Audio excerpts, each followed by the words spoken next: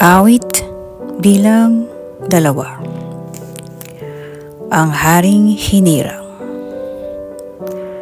Bakit nagbabalak itong mga bansa na sila'y mag-alsa? Anong kabuluhan ng lahat ng itong binabalak nila? Mga hari nila ay naghihimagsik at nagkakaisa na itong si Yahweh at ang kanyang hirang ay bakahin nila. Pagsikapan nating tayo ay lumaya sa pagkaalipin at ating igupo ang pamahalang sumakop sa atin.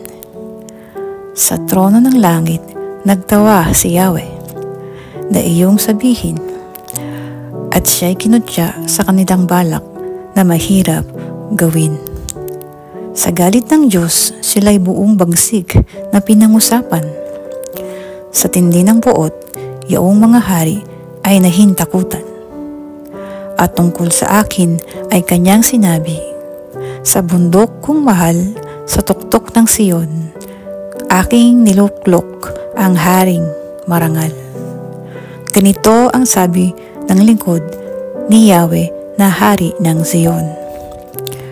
Aking ihahayag ang ipinag-uutos nitong Panginoon. Ikaw ang anak kong pinakamamahal at magmula ngayon, ako naman itong ang giliw mong ama sa habang panahon. Hingin mo sa akin ang lahat ng bansa at ibibigay ko. Ano mang narito sa buong daigdig ay magiging iyo. Pamahalaan mo ng kamay na bakal ang lahat ng tao. Tulad ng palayok, durugin mo sila sa mga kamay mo. Kayong mga hari at taga-pamuno ng lahat ng bansa, mag-ingat kayo at magpakabuti sa pamamahala. Ang Diyos na si Yahweh ang inyong paglingkuran katakutang lubha. Upang di magalit, siya ay sambahin at magpakumbaba.